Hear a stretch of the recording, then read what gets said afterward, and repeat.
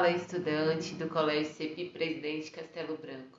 Eu sou a professora Letícia, professora de espanhol, e hoje na nossa aula 10 vamos trabalhar o tema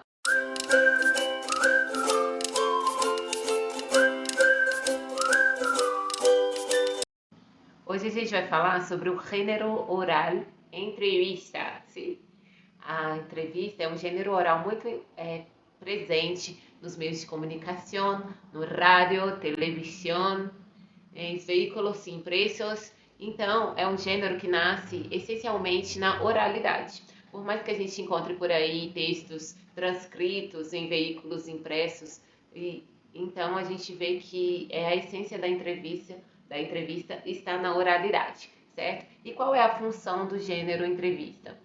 Na maioria das vezes é informar algo sobre alguém, sobre algum assunto, sobre algum conteúdo, já que a entrevista propõe um encontro de dois interlocutores, duas pessoas que vão se encontrar para estabelecer uma comunicação. A gente está acostumado a ver esse tipo de situação muito comum na televisão. Os entrevistadores e os entrevistados se encontram em determinados programas, se encontram em situações jornalísticas. Por quê? Porque a entrevista ela tem uma relação muito forte com o domínio jornalístico. As notícias e reportagens são construídas com base muitas vezes nos relatos de pessoas que dão entrevistas. Então é costume que você encontre um reporteiro ou um entrevistador ou até mesmo um periodista, né? Com o microfone, se dirigindo aos entrevistados, fazendo algumas perguntas. E aí a gente pode trabalhar em cima dessa metáfora. Vamos supor que o microfone é nosso instrumento de trabalho para você falar com o interlocutor, com a pessoa que vai dar essa entrevista, né? Então você tem que tomar muito cuidado, não só com o posicionamento com esse microfone, mas com a voz, tanto a sua voz quanto a voz da pessoa que você está entrevistando. E a gente tem que se preocupar também com a escuta, né? As pessoas, as personas, quando estão segurando um microfone, ela se sente dona da situação, né? Comunicativa. E esquece que a entrevista ela pode ser conduzida também pela escuta. Então, diante de uma situação como essa, sempre pensa, eu estou entrevistando alguém, estou falando com alguém, então eu vou dar espaço para essa pessoa falar e vou ouvir. É costume que você veja o microfone em situações jornalísticas, por exemplo, vários microfones, por exemplo, uma celebridade, um político dando entrevista, porque o veículo de comunicação aproveita essas situações para ouvir as personalidades importantes. Então, às vezes você vê também vários microfones expostos em uma mesa, numa espécie de entrevista coletiva, né? Então é muito comum, por exemplo, o término de um jogo, de um juego de futebol, de uma película, de uma série televisiva, no qual os profissionais, como os jogadores, depois de um jogo, tal como os artistas antes de um lançamento de uma obra artística, convoca vários jornalistas para serem informados sobre o que vai acontecer ou o que aconteceu, certo? Na entrevista coletiva tem uma curiosidade interessante, que é o fato de que os entrevistados estão diante de pessoas, de especialistas, que podem fazer os mais variados tipos de pergunta. Então, é muito bom estar preparado para o que pode vir, tanto para informar sobre o que aconteceu, ou até sobre o que vem por aí, assuntos quentes, né? Vamos dizer assim, que eles estão sempre prontos para captar momentos interessantes ou fatos interessantes que não estão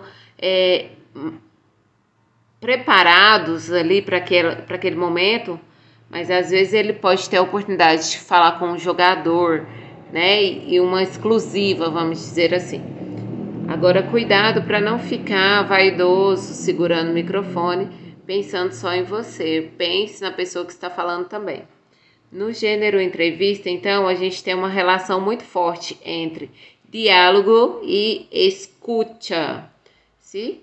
Então, quando você fala de entrevista, é muito comum que você elabore um roteiro, um conjunto de questões e seus questionamentos para a pessoa que está recebendo essa entrevista. Você tem que tomar muito cuidado, porque quando você não escuta o que o outro fala, quando a gente fala em oralidade, em gêneros que estão expostos por meio da fala, não há comunicação se você não escuta o outro.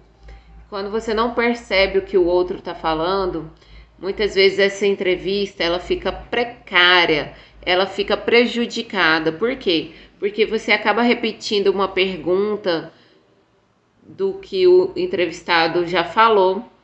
Você às vezes fica falando ou perguntando alguma coisa que já não faz mais sentido, que já não está mais dentro do contexto da entrevista, né? Dá cuidado também para não se engessar, não se amarrar num roteiro muito elaborado e aí você acabar não conseguindo tirar as principais informações, as informações necessárias dentro da sua entrevista.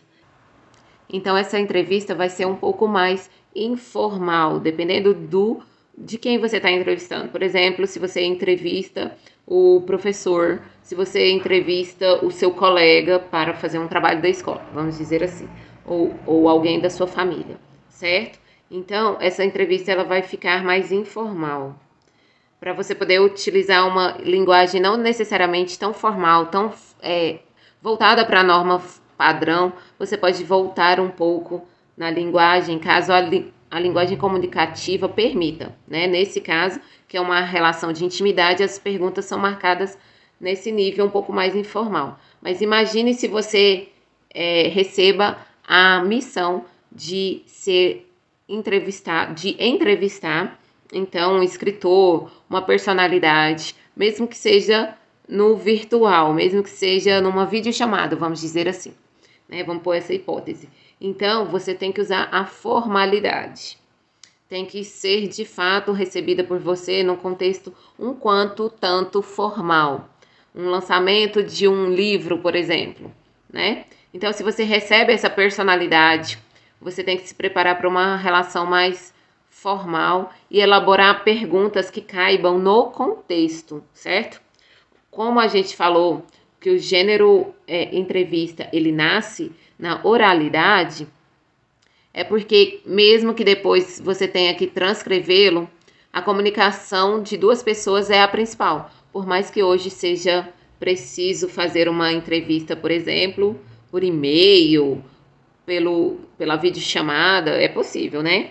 Isso acontece. Só que alguns elementos da oralidade são prejudicados. Por quê? Porque quando a gente dá uma entrevista, a gente não dá informações só com a palavra escrita, né? Dá também com as expressões faciais, com o corpo e pela maneira que a gente não se coloca. Muitas vezes o entrevistado pode ser, não quero falar sobre esse assunto, ou seja, o entrevistador ele tem que estar preparado para o que vem do outro lado.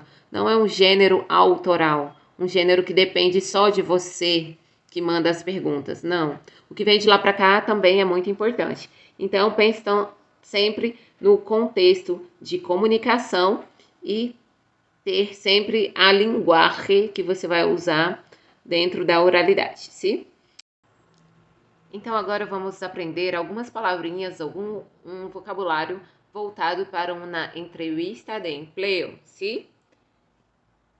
Essas palavras são palavras que são voltadas para o trabalho, então são palavras que a gente vai escutar em uma entrevista de trabalho e um vocabulário que a gente precisa conhecer antes de responder às atividades e voltado para realmente aprender um pouco mais sobre o vocabulário em espanhol. Vamos lá? A questão do vocabulário, então, eu quero que vocês entendam e a importância dele também. Vou falando, se você quiser pronunciar aí também, vai ajudar bastante para você ter um entendimento e aperfeiçoar a sua pronúncia também. Então, o primeiro que temos aí é entrevista de trabalho. Entrevista de trabalho. Trabalho, então, seria o trabalho, né? Que no espanhol não se usa o LH e se usa, então, la J, a letra J, certo? Então, a próxima palavra é empleo. Empleo, que significa emprego. Estou buscando um empleo, então estou procurando um emprego. Próxima palavra, trabalho, igual eu falei para vocês, que tem o J aí, então é bem parecida com a pronúncia em português, porém escreve com o J, trabalho. Depois temos também outra palavrinha, aspirante, que em português se refere a candidato, certo? Aspirante, candidato. Bacante. Bacante não tem nada a ver com vaca, né? Que em espanhol vaca é baca, né? E aí então bacante. Bacante significa então vaga, a vaga do emprego, né? Temos também a palavra vacaciones. Vacaciones significa férias. Tem a ver também com emprego, né? Carreira. Carreira significa carreira, se refere à carreira de emprego, né? Fazer carreira no emprego. Ter uma carreira de emprego. E aí, lembrando que o R, ele é vibrado, carreira. Tanto com RR quanto com R só, ele será vibrado, certo? E aí, no português, teria a letra I, carreira. E no espanhol, perde, então, cai essa letra I, certinho? Sueldo. Sueldo ou salário. Significa salário em português, certo? Então, mi salário es muy alto. Então, meu salário é muito alto. Meu sueldo es muy bajo. Então, você pode usar as duas formas. Sueldo ou salário. Temos também temporal. Temporal se refere a um trabalho temporário. Um trabalho temporal, sim? Temos também o contrário, o oposto, que seria fijo. Fijo é o mesmo que o trabalho fixo, né? Jornada. Jornada se refere a uma jornada, tá? Rango salarial seria a faixa salarial, né? A média do salário, o valor do salário. Comissiones. Comissiones no plural e no português seria o mesmo que comissão. Então é isso, pessoal. Qualquer dúvida, me procure nas minhas redes sociais ou no blog da escola. Um forte abraço e até mais. Hasta luego!